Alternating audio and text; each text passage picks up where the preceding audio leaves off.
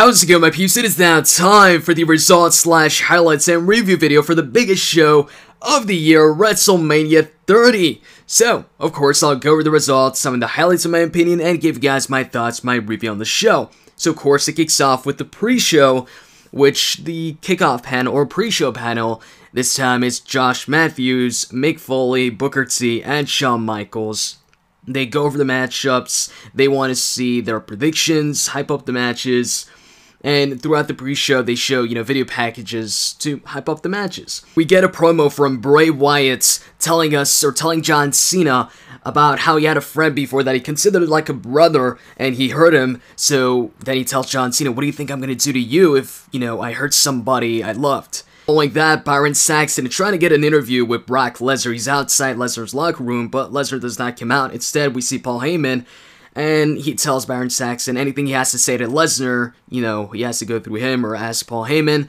And in the end, Paul Heyman says that, the people in the crowd tonight that are going to witness WrestleMania are going to witness, are going to be able to talk about how they witness the streak ending. Also showed a kick-ass Daniel Bryan and Triple H video package for their matchup. It was really well made. And after that, you had an interview with Daniel Bryan in which he basically said that tonight he's fighting for everybody that's been told they can't do it, they can't make it, or they don't look a certain way, and that he won't let them down. The Shield also cut a promo. They said they want Kane and the New Age Outlaws to bring their best tonight so that they can see, once the Shield beats them, that their best isn't good enough to beat the Shield. And they talk about how they know the history of Kane and the New Age Outlaws at WrestleMania, but that tonight, their history, and they put their fist up, or, fist bump, and say believe in the Shield to end the promo. After that, it was the Fatal 4-Way Tag Team Championship match, and man, this was a great match. A lot of highlights. In the beginning, Los Matadores got a lot of the high spots, or big spots in the match, where everybody was on the outside. They had all gotten taken out on the outside except for the Los Matadores and Curtis Axel. So what they did is, the Los Matadores put Curtis Axel on the top turnbuckle. Actually, he was trying to go on the top turnbuckle and jump from there onto the outside on everybody. But they got up to caught up to him, and they kind of grabbed him in like a double electric chair position from the top turnbuckle. They stood on the second turnbuckle while Curtis Axel was on their shoulders. So I guess second turnbuckle. And then El Torito did a crossbody onto Curtis Axel, so they fell in like a crossbody / electric chair onto every single person on the outside.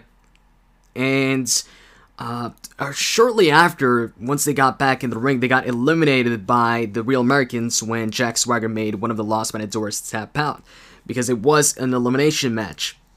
And then after that, of course, it was just Ryback and Curtis Axel, not Los Matadores, Real Americans, and the Usos. And next team to go out was Ryback and Curtis Axel, who actually got eliminated by Cesaro. Cesaro hit the uppercut on Ryback, followed that up with a neutralizer to a big pop, covered him, and it eliminated Ryback. So then it was down just to the Real Americans and the Usos, and the crowd was pro-Real Americans. They were really behind Cesaro and Swagger, mostly Cesaro. There were even some Cesaro chants. Actually, I think that was after the match. I don't know, but they were really behind the Real Americans. And basically, the Real Americans, put their hands over their hearts, say "We the People." So does the crowd, and then the Usos, who are on the other side of the ring, they do their "ooh," and then the crowd say "so." And then they start fighting, they start brawling. Usos take them out of the ring, they jump from inside of the ring to the outside onto both Cesaro and Swagger. At some point, Cesaro is about to lock on or put on this big swing. It looks like he was about to swing one of the Usos, but he got to tag in his partner before Cesaro got to do it. So then the crowd booed when, they weren't going to see the big swing. And then, right away, Cesaro uppercuts the Uso that got tagged in. But eventually, one of the Usos grabs Cesaro and shoves him onto Jack Swagger. So he hits Jack Swagger kind of like in the spear position or shoulder tackle. So that takes Swagger out of the picture, at least for the rest of the match. And then the Usos hit a double super kick on Cesaro. And then they follow that up with a double splash from the top turnbuckle for the 1-2-3. So the Usos retain their tag team titles. And then after the match, Jack Swagger's angry when he gets back in the ring. He's yelling at Cesaro, because Cesaro speared him, but by accident, of course, because the Usos shoved him into Swagger. And Jack Swagger snaps, and he locks down the ankle lock, or Patriot lock. And then Zeb Colter calms him down, tells him to let go, say, let's go. And then he extends his hand for Cesaro to shake it. Cesaro, gets up. He shakes Swagger's hand, and then, bam, he takes him down for the swing, hits the swing. Although it wasn't the biggest swing ever, or longest swing ever, the crowd popped big for Cesaro, doing the swing. Anyways, after that, it was time for the main show, and the first match to kick it off was Triple H versus Daniel Bryan. They showed the kick-ass video package of their feud that they showed on the pre-show as well. And the match was great, an awesome matchup.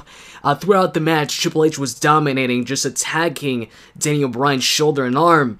And Daniel Bryan had his shoulder wrapped up, and Triple H just kept attacking that. Even on the announcer's table, he grabbed his arm and kind of shoved it onto the announcer's table, or slammed him arm first onto the announcer's table when he was trying to go for the pedigree, but Daniel Bryan countered, and that's when Triple H slammed Daniel Bryan's arm on the announcer's table. And afterwards, he also hit a back suplex with Daniel Bryan's arm behind his back, and he hit that back suplex on the apron, so Daniel Bryan landed like arm first, with his arm bent or whatever, onto the apron. And Triple H hit the pedigree, but Daniel Bryan kicked out. That got a big pop too.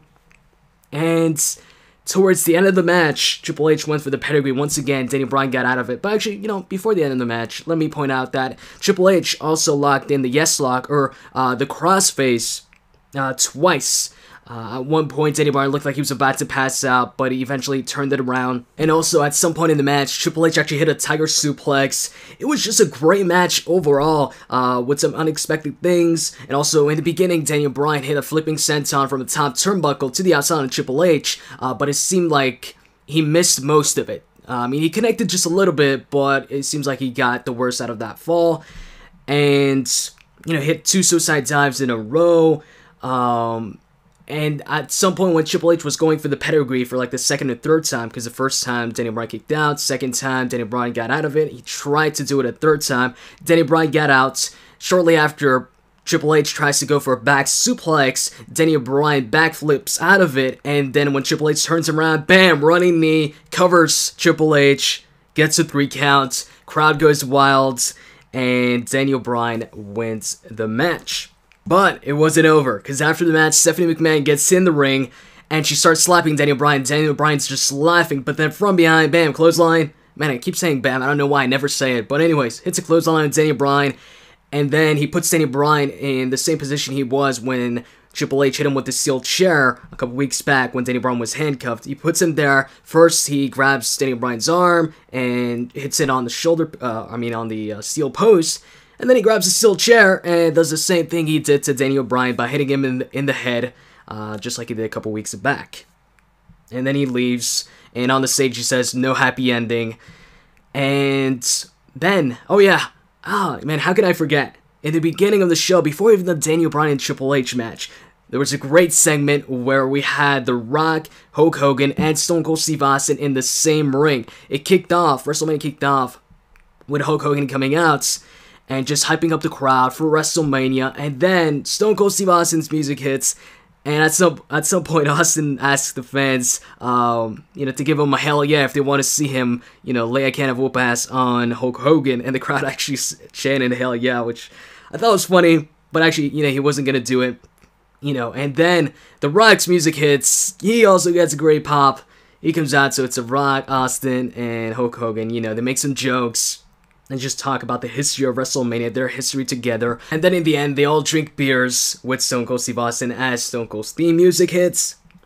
And then after the Daniel Bryan now that I'm back in order, after the Daniel Bryan and Triple H match, it was the Shield versus Kane and the New Age Outlaws. The New Age Outlaws come out first, and they were going to do their thing where they hype up the crowd. And the Shield actually interrupted them with their entrance. And the Shield is now wearing like these masks, kind of like the... they're face masks, but only for the mouth and the nose. And they come down to the ring, and I was shocked because of how short this match was. Oh, by the way, the Shield's entrance also got interrupted by Kane's entrance. And if you're wondering, he didn't come out with the mask. He was still in his corporate attire. And the match was pretty much a squash match with the Shield right away, you know, just beating up Kane and the New Age Outlaws. We saw a double spear from Roman Reigns onto Road Dogg and Billy Gunn. A spear to Kane, so he speared all three like simultaneously. Well, Kane first and then Road Dogg and Billy Gunn. And then something we've never seen is they did a, I don't know if this even makes sense, a double triple powerbomb where Dean Ambrose and Seth Rollins grabbed both Road Dogg and Billy Gunn and they put both of them on Roman Reigns' shoulders. So one on one shoulder and the other on the other, and they did a double triple powerbomb on them. And then Seth Rollins covers, I believe, Billy Gunn or Road Dogg. I think it was Billy Gunn, and the Shield won the match. It was like, I don't know, 2 minutes or so? Oh, it really was a short match. But anyways, following that, you've got a backstage segment where Ted DiBiase, Sergeant Slaughter, and Hacksaw Jim Duggan were promoting the new toys. And then after that, you get the Andre the Giant Battle Royal. And surprisingly, I was surprised there was no Alexander Rusev. And Big Show came out in his original ring gear, or the ring gear he used to wear before the current ring gear, where there's just, you know, one strap instead of two. And I guess, you know, because this is the Andre the Giant Battle Royal and, you know, the comparisons between the two. But anyways, yeah, there was no Alexander Russo, so that was surprising to me. And also, Cesaro was in the match. When I saw Cesaro was in the match, I was like, oh, maybe we've got the potential here for a surprise winner here. And Jack Swagger wasn't in the match, but Cesaro was. Anyways, some of the highlights of the match. Del Rio actually eliminated a good amount of superstars. I think he eliminated Goldust with the Insecurity. He eliminated a bunch of them. Towards the end, he's the one that eliminated Ziggler, which got a lot of boos when Ziggler got eliminated. Ziggler was on the apron, and Del Rio hit an Insecurity on him. And at some point in the match, Fandango was just dancing on the apron with his back turned. So, you knew somebody was going to eliminate him. So Sheamus comes from behind, and the crowd boos, I guess because it's Sheamus. And he grabs Fandango, hits his punches, but Sheamus is on the inside and Fandango's on the apron. And he hit maybe like 20 punches. Usually hits 10, this time 20. And then he just pushed Fandango, and Fandango fell like face first out of the ring. And following that, Sheamus got eliminated by Del Rio, and Del Rio locked on the cross armbreaker. And Sheamus got up while Del Rio was still, locking it on, or had the cross armbreaker on. And because of, I guess of that excess weight, they both fell over the top rope and I guess eliminated themselves. Or, well, not intentionally, but yeah, they both got eliminated. So then after those two eliminations, the only two left were Big Show and Cesaro, and at that point, I didn't know who was gonna win, because, Big Show's there, and he was already, like, the favorite, or, on TV, was eliminating everybody, and now he's got these, he went back to his old ring gear. Is that a sign that, maybe he wins? I don't know. And then you've got Cesaro, who got, a big moment on the pre-show, and now he's a face, and it'd be a huge victory for Cesaro. And, Cesaro at the beginning goes on the offense, uppercutting Big Show, clotheslining him, but then, he climbs up the top turnbuckle and goes for an axe handle or something, and Big Show just chops him. And then Big Show picked up Cesaro and on his shoulders, kind of like in the power slam position, to throw him out of the ring. The same way kind of Ryback tried to throw John Cena out of the ring at the Royal Rumble, not this year, but the year before when John Cena won. But Cesaro gets out of it, uppercuts Big Show one more time, and then he freaking grabs the Big Show for a body slam successfully, picks him up almost on his shoulder, and throws the Big Show over the top rope. Cesaro wins the Andre the Giant Battle Royal. The crowd popped huge for that when he picked up the Big Show. And then Big Show, who's on the outside after the match, he tells Cesaro, kind of signals to Cesaro to come over while Big Show's still on the outside. And so Cesaro comes over, and then Big Show hits him with the knockout punch. Just kidding, he doesn't do that, but he actually does signal him to come over. And when Cesaro comes over, Big Show congratulates him and shakes his hand. And then they bring the trophy inside the ring. Cesaro poses next to the trophy and picks it up, and that's it for that match. That match was actually pretty damn cool. So anyways, after the Battle Royal, it was time for Bray Wyatt versus John Cena. Just like the Triple H versus Daniel Bryan match, they show the video package for the match, for their feud. And this match was actually a great match too. And at some point in the match, John Cena, he channeled his inner Roman Reigns and speared Luke Harper through the barricade, and that was a bit towards the end of the match. John Cena did hit an attitude adjustment. Actually, he hit two AAs.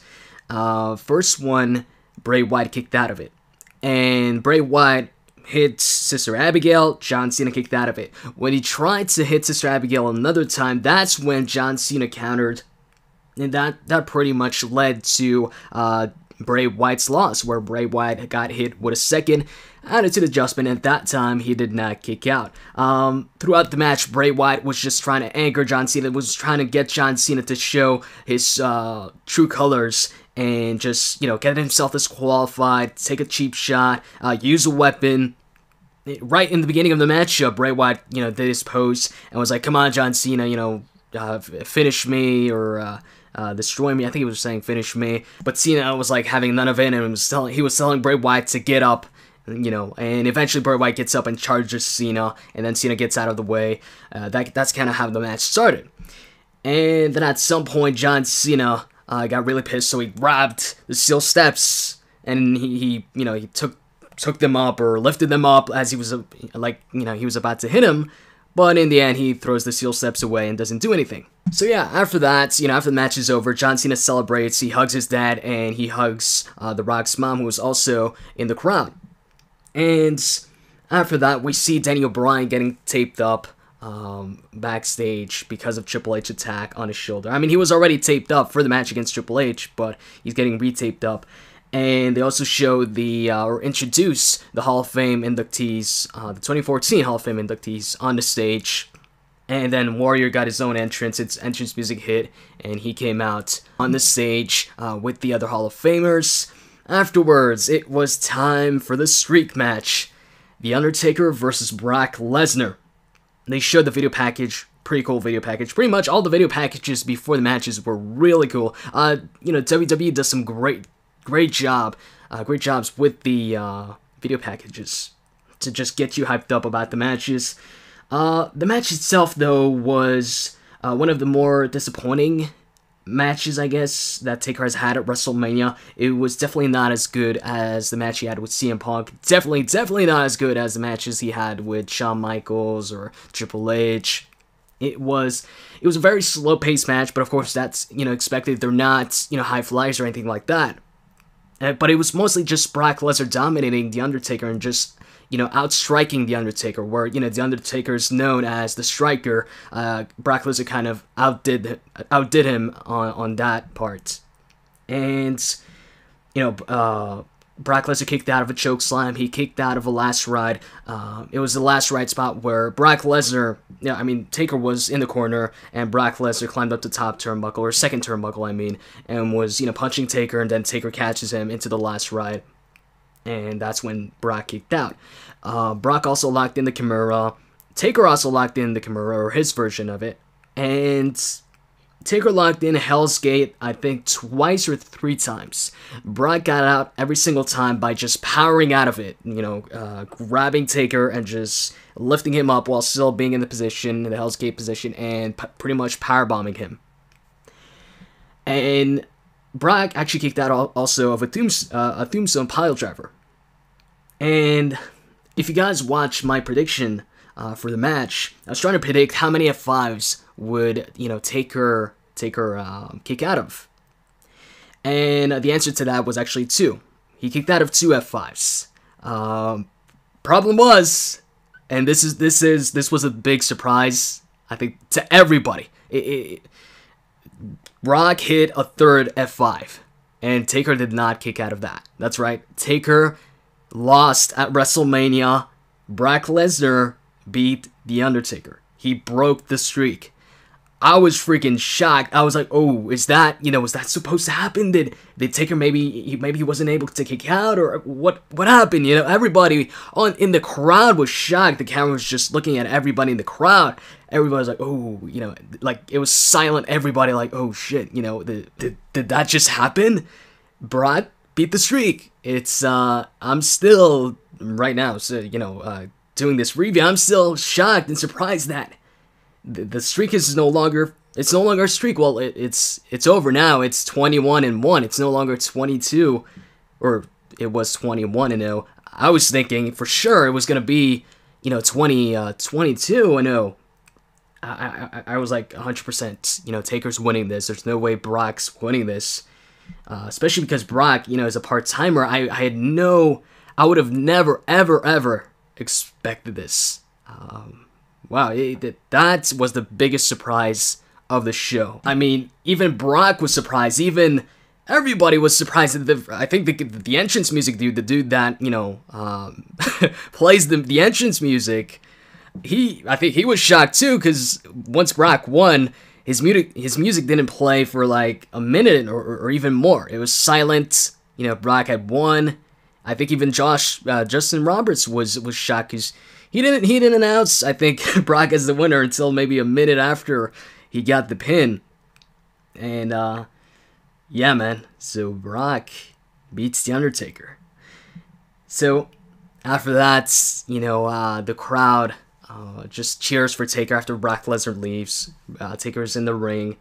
He sits up and he leaves as the commentators are all shocked, and even JBL, who was saying, the streak could end today.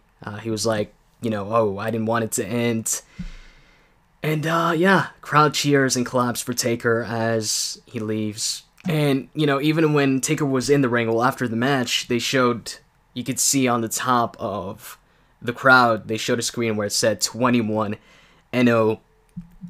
But, yeah, man, I could talk about this, just the streak ending a lot. So, let's skip over here and talk about the rest of the show. So, after the streak match, it was the Vickie Guerrero Divas Championship Invitational.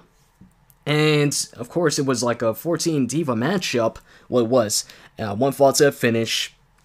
And at the end of the match, pretty much every Diva was on the outside. Last thing you saw on the outside was Natalya hit the discus clothesline on Tamina, and then inside the ring, the only two left in the ring, it's not elimination, but the only two in the ring at that time were Naomi and AJ. AJ locked on the Black Widow, and Naomi ends up tapping out. And in the match, actually, Nikki hit her torture rack finisher on Brie Bella. Anyways, following that match, it was time for the main event, and Bray Wyatt's, entrance. I don't know if I mentioned it. Actually, I don't think I did. By the way, they played the band that plays the Wyatts, the Wyatts team. They actually played the theme song live, and it was good. I liked it. And Ref Theory also played Randy's theme when he made his entrance. I liked it too. Afterwards, after Randy makes his entrance, Randy was the first one to make his entrance, and then it was Batista. And Batista didn't get he didn't have a special entrance. He didn't even have the pyros, which surprised me there. And then afterwards, it was Daniel Bryan. And this match actually exceeded my expectations. Not that I thought it wouldn't be a good match. I just didn't think it would be that good. It had a lot of cool spots in the matchup. The coolest one was Batista and Randy pretty much. Actually, let me tell you what happened before. Triple H got involved in the match. When Daniel Bryan had, I think it was Batista locked in. Yeah, I think it was Batista. Daniel Bryan locked in the guest lock on Batista. At that point, Triple H comes down to the ring, and he pulls the referee out of the ring as Daniel Bryan had the yes lock locked in. So then Bryan lets go, looks at Triple H, slight distraction. Because of that, Batista hits a spinebuster on Bryan, and then he hits a Batista bomb. And at that point, not only did Batista hit a Batista bomb, but also Triple H brings in Scott Armstrong, the referee who did the fast count at Night of Champions. He brings him in to make the count for Batista, so Batista covers Daniel Bryan, and I'm like, oh no, but Daniel Bryan kicks out. So the match was still on, and then Triple H, he's mad because Daniel Bryan kicked out, and the referee's also confused on what to do, and Triple H just tells the referee, get him. So then the referee looks like he's about to grab Daniel Bryan or something while Daniel Bryan's down. But while Daniel Bryan's down, Daniel Bryan kicks Scott Armstrong in the head. And then when he gets up, I think Batista tried to attack Daniel Bryan, but Daniel Bryan took him out really quick. And then Bryan And by the way, the referee who he kicked, he kind of rolls out of the ring, and Triple H picks him up along with Stephanie. So the ref is like in the middle, Triple H on the right, and Stephanie on the left. Both of them, helping Scott Armstrong up. And Daniel Bryan bounces off the ropes and hits a suicide dive on Scott Armstrong, Triple H, and also Stephanie McMahon falls down. And then Bryan gets back in the ring. And then Triple H, he gets up. Now he's even, angrier because, Triple H, he got taken down, and his wife also got taken down. So he grabs the sledgehammer from under the ring, and then he gets on the apron. And at that point, I think Daniel Bryan hit him with a drop kick, and Triple H dropped his sledgehammer inside the ring. Daniel Bryan grabs it, and he hits Triple H right in the face with the sledgehammer, taking Triple H off the apron. And then Bryan rolled up Batista. Batista kicked out. Randy got back in the picture. And shortly after, Batista and Randy then decide, alright, let's team up. Let's take down Daniel Bryan. So they start taking off the tops of the announcers tables. There's 3 announcers tables. They take 2 of them off, or, the tops of them off, and the monitors and everything. Batista even grabs one of the monitors and hits Daniel Bryan in the head with it. And even Randy grabs the steel steps, and he hits Daniel Bryan in the head with it. Or actually, I don't know if that was at that point, or if it was early in the match. I just do know that Randy did hit Batista with the, not Batista, Daniel Bryan with the steel steps in the head. And I do know Batista hit Daniel Bryan with the monitor right after they decided to double team Bryan. So, then Randy kind of sets up the steel steps right next to the announcer's table. One on top of the other. And Batista, he takes Daniel Bryan, puts him on top of the far, I'd say, right announcer's table, where Michael Cole and JBL and Jerry the King Lawler are announcing. So Batista and Daniel Bryan are on that announcer's table, while Randy has the steps next to the announcer's table right in front of it. So then Batista sets up Daniel Bryan for the Batista bomb.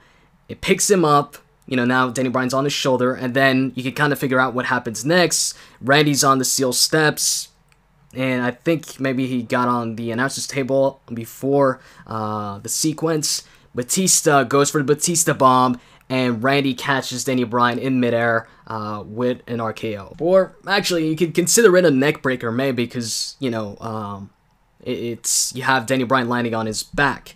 But nonetheless, it was a cool spot. And then, it was through the announcer's table, by the way. The announcer's table broke. And at that point, the medics are checking on Daniel Bryan, and Randy's also down for a while Batista's just standing there. And then the medics are bringing a stretcher for Daniel Bryan. And Batista's looking at Randy. He grabs him. He grabs him by the hand, helping him up. But you knew, of course, that, this alliance wasn't going to last long, because now they just took out Daniel Bryan. And, yeah, Batista, once he's got Randy up, he right away clotheslines him.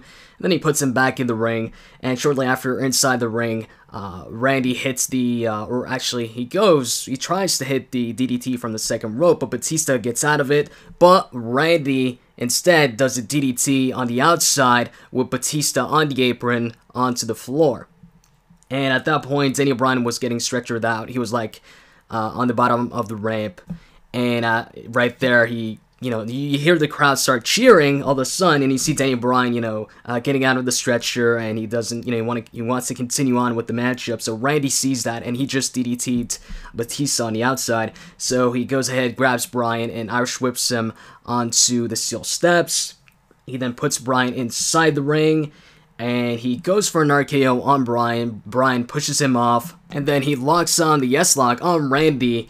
But Batista interrupts it, so then Bryan locks on the S-Lock on Batista, and Randy this time interrupts it. And then shortly after, Batista connects with a spear on Daniel Bryan, although the spear, I think Batista kind of hit Daniel Bryan's head with his head. And so then Bryan rolls out the ring, and then when Batista turns around, RKO out of nowhere. At that point, I was like, oh, this might be over right here. That was another close call.